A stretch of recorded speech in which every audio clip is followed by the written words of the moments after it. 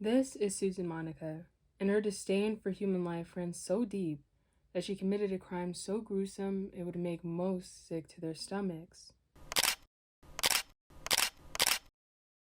Hello, my name is Kendall, and welcome back to Crime and Killer Monday. And if you're new here, hello, my name is Kendall. This video will be a little longer, so make sure you grab your favorite snack, your favorite drink, and sit back and relax. And if you do enjoy this video, please make sure to like, subscribe, and click that little bell so that you're notified the next time that I post. So without any further introduction, here's the story of the woman who fed a man to her pigs. Imagine this: a child is born, and joy fills the room. A hope for a future that's filled with success and happiness is the hope and wish of everyone that witnesses this amazing event. But what if that baby that was just born would grow up to commit truly gruesome and terrible crimes? This is a case of Susan Monica. She was born in California, July 18th, 1948. Growing up in the San Francisco area, there was plenty of things to do and plenty of people to meet. Seemed like the perfect place for a child to make lifelong memories. Unfortunately for her, though, things did not start off so great. Susan had a brother and a sister. Her sister was born with Down syndrome, and her mom felt like she didn't have what it took and couldn't handle raising a child with disabilities, so she put her child in a foster home. This is already a tough situation to be in as a child, knowing that your sister won't be growing up with you. But what makes it worse is instead of Susan knowing the truth, she was told that her sister had passed away. This, along with being estranged from her brother, she really didn't have her siblings around to keep her company.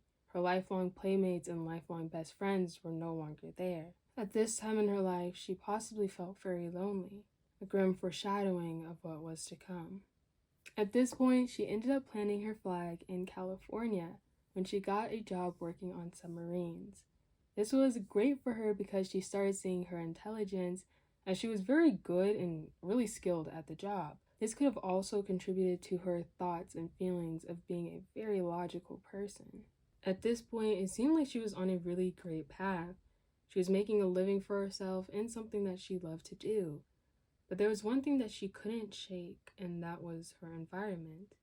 California is an extremely populated state, and at this point, it is the most populated state in America. This would be great for some people, as love to socialize, but for her, this was not something that she enjoyed. Being around so many people possibly made Susan feel extremely uncomfortable. She commonly mentioned how she disagreed with other people's decisions and overall didn't really like people. Even though being around others could have really helped her and her mental health, she decided best for her to leave. So she bought 20 acres of farmland, packed up, and moved to Minor, Southern Oregon in 1991. She almost completely isolated herself, and for most this would be a nightmare, but for Susan this was a dream come true. But this is also where some of her red flags started popping up. She lived around 20 minutes away from any type of major city and didn't really have to interact with many people. There was only one person where she would kind of have to interact with them. It was her neighbor. And even though they had a lot of space between them, Susan had a deep hatred for this neighbor. She commonly made remarks about how much she hated this neighbor and even made comments about killing her and feeding her neighbor to the pigs. Obviously, this was concerning for everyone that heard it, but she later on just said it was a joke in her messed up humor. But really, it was her fantasizing over a crime she had already committed. On this farm, she made a new home. She raised chickens and pigs, building a barn for her land, and even starting her own business called White Queen Constructions. She was very independent, but eventually, when she wanted to build her own house, she began seeking out help and started advertising for it. Though it's not completely clear how her new handyman ended up finding her, he did indeed run across one of her advertisements and was willing to step in for the job. His name is Robert Haney, and sadly, this was the worst mistake of his life. He was born on June 26, 1957. He had a tougher upbringing as he never was too popular in high school, eventually dropping out and running away from home. Despite this, he was strong-willed and he got a job in construction, eventually getting married and having 5 kids. He didn't let things get in his way as he was a very hard worker.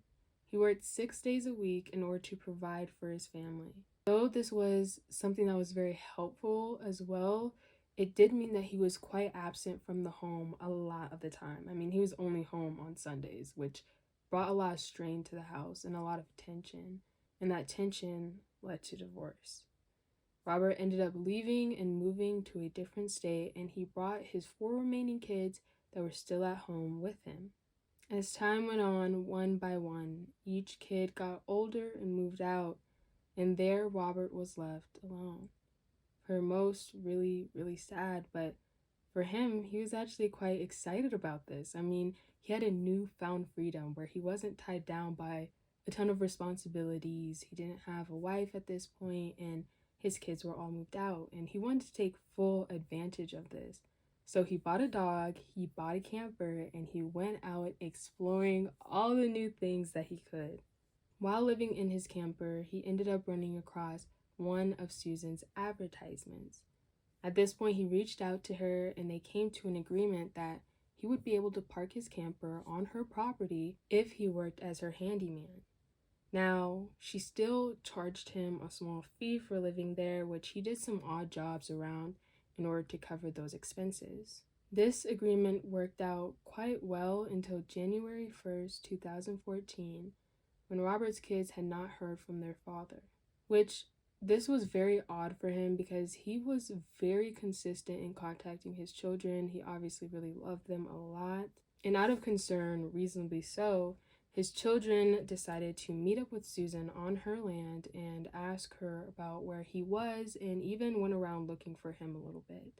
Once the children arrived to Susan's house, though, she explained to them that she didn't know where Robert was either, and that he had left a couple months ago. This didn't make sense, though, because all his personal belongings were still on her property. He had left his camper, his dog, his personal belongings, like everything that he had was still there. Even his dog was still there. The kids definitely felt like something was off as they took note of his tools. He normally kept them very tidy, very clean, and very organized, but they were all messed up and just really thrown all over the place. To all of this, Susan later told detectives that Robert had been dealing with some personal issues, so he was going to leave to handle them. And in the meantime, he gave her $20 and said, "Use this to feed my dogs," and insinuated that he would be back, hopping into a white van, which she said she didn't know the driver of, and off he went. So far, I've given you a lot of information on the people, their backstories, and all those little things, but this is where the case takes a huge turn and a lot of her crimes are unveiled. It began with one interaction. Once Robert went missing, there was a search for him, and there was a lead once they found that one of his cards was used at a nearby Walmart. This was his Oregon Trail card, which is very similar to just food stamps. And so once they got this lead, they were very excited. They're like, okay, we finally found where this guy is. His family has been worried about him. And so they went to this Walmart and checked the security cameras to make sure that it was him using this card. But it wasn't. It was Susan. At this point, a lot of doubts about Susan's innocence and her stories came into question. She claimed she was just using Robert's card to be able to buy food for his dog. So every month, she would go to the Walmart, use up all the money on the card, and then once the money reloaded the following month, then she would do it over and over and over again. And she also said that Robert gave her permission to do all of this. She kept using the card all the way up until money was no longer being loaded onto it. This is because there's necessary upkeep in order to make sure money continues to get on the card, and that was not being done. So once this happened, she burned the card. She burned it. She didn't just throw it away, which raised a lot of eyebrows. This would give police probable cause to search and move forward with her as a potential suspect. So now her property was definitely being searched by investigators, and they found a lot. They found the place to be very messy, and some reports even say that there wasn't running water. After going through all this, one of the investigators searching her area came across a severed human leg. After finding this, they immediately brought Susan in for interrogation, but they didn't let her know what they had found. During this point of the interrogation, she didn't come across fearful or scared or even worried. She actually seemed pretty confident. So much so that she actually even commented on the warrant that they had to search her area, saying that it was not legit and that pretty much whatever they would find on her property wouldn't be able to be used in court. This is not the only time she indirectly or directly claimed intelligence over somebody else. During this time, she gave a lot of explanations and stories that often changed. For example, she said that Robert wouldn't need his trail card despite the fact that he was leaving because he would just use cash for everything. And this brought up a lot of skeptical thoughts like, why would she use his food stamps if she thought he was coming back though?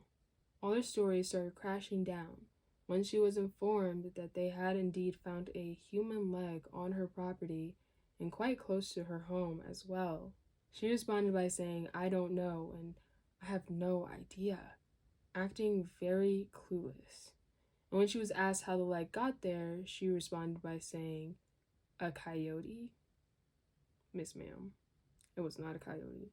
This is the beginning where questions about the pig pens came into place, and we will see just how distorted her view on human life is. To get some perspective, when asked, Susan did say that Robert really didn't go over to the pig pens, and he also didn't feed the pigs at any point, so there shouldn't be a reason that he was even over there in that area. She also said the pigs were very friendly, but they could eat human. But again, she has no idea how Robert or when Robert would have even gone over to the pig pens. She kept up her story of innocence, and eventually interrogators showed her a photo of the severed human leg in hopes that it would change something, and it did. After showing her the photo of the human leg, she was surprisingly very bothered. She appeared to be quite distressed, and this is when her mental state seemed to have declined. And this is when she became more truthful than before, first saying she had no idea of Robert's whereabouts, then changing it to saying about a week after Bobby, Robert's son, called in to check on Robert, she had walked outside and stumbled across Robert, but he was half eaten by the pigs at this point. She said she had no idea why he was even in the pig pen and didn't even know at what point it occurred. She said he was still alive though, but she knew he wouldn't live for much longer. So she took it upon herself. She ran back inside, grabbed her gun, came back out, and took Robert out herself. She almost made it sound like she was doing Robert a favor by putting him out of his misery. But if she cared so much, why didn't she just call 911? When asked, she gave a morbid answer. She didn't call the police because she didn't want her pigs to be put down. She said that they wouldn't do anything without cause, so she didn't blame Robert's death on her own negligence or blame it on her pigs, but rather almost indirectly blaming it on Robert by saying, well, he had to do something to cause the pigs to react like this. Her sadness was extremely unsettling considering the point this was the most emotion we would see from her throughout this entire investigation. She had more pain just thinking about her pigs dying than thinking about Robert. She put her pig's life over Robert's. And so after she came across this entire scene of Robert being eaten, she didn't try to take his body out. She just left it for the pigs to eat. And after a couple weeks, she came back and picked up the remains that were left, putting them in a black plastic bag and throwing them on the side of her farmhouse. That's not how you treat a person's body. So we know that she did indeed feed his remains to the pigs. But this is not where the story ends. There's a lot more to be discovered, and if you thought this was bad, just wait. Remember that leg that was found? Well, it hadn't been tested yet, so Investigators asked her if it was possible that there might have been another person that she killed, and her response was, "Anything is possible." Wow. She followed this up by denying ever harming anybody else, though. Surprisingly, she did agree to a polygraph test, and this gives a little bit more hope that maybe she was telling the truth in some of her stories, but soon we will both be let down by her actions. Things seemed to be going well at the beginning of the polygraph test. The polygrapher explained everything to her, talked to her about the wires, all of it. And once the test began, all of a sudden she started to have an extreme cough that wouldn't go away and couldn't sit still. What was so odd about this is throughout the hours-long interrogation, she didn't even cough once, and this was like at least 5 hours. It definitely seemed like she knew what she was doing and she was throwing off the test on purpose. They could barely get any good readings from any of it. Maybe this was an example of her using her smarts to get out of another situation. This didn't scare or intimidate anyone though, and eventually she realized that her games wouldn't work. She later on requested a piece of paper and drew out where she buried the remains of another man. What was a search for one man ended up being more than what they bargained for. His name was Stefan Deliciano. He also worked as a handyman for Susan, but instead of living on her property, he was about 5 miles away. Their relationship was decent initially, but things went downhill quickly, as Susan said that Stefan was a thief and stole things from people often. So when her went missing, she automatically assumed it was him. So when confronting Stefan, things became physical. And soon after, he went and grabbed her, looked at Susan and said, "I can't go back to jail," and took his own life. This whole section of her story is pretty messy, but to sum it up, the argument initially started in Susan's house, and it moved outside as she apparently tried to stop him from taking his own life. After he was successful in his attempts, Susan went back inside and went to sleep. And then the next day, when she woke up and went outside, she saw that the pigs had gone to Stefan and were eating him. A few weeks later, she picked up his remains and buried them 2 to 3 feet under the ground. Her whole story sounds pretty similar to what happened to Robert. They did search where Susan told them the remains were buried, and they did indeed find them. The medical examiner found that the bones were chewed on by an animal, which lines up with the story of him being eaten by the pigs. But something that wasn't explained was the fact that along with the bones appearing to be chewed on, after the forensic anthropologist took a look at the remains, he found that Robert's leg was severed by an axe. She didn't have a solid explanation for any of this, changing her claims over and over and over again, initially saying that there was no reason to call the police for Robert because he was already going to die anyways and Stefan was already dead. But then she said that Robert was already dead by the time that she came back and shot him. But in jail, she told her cellmate that Robert had gotten drunk and the two got into an argument, leading to her shooting him and throwing him into the pigs. As investigators continued searching her land, they found a lot of really interesting things. She had a room of personal belongings that didn't belong to her that was unexplainable. They also found a pile of shoes that as well did not belong to hers that weren't explained. When detectives asked her, "If you killed somebody and put them beside your property, would you tell me?"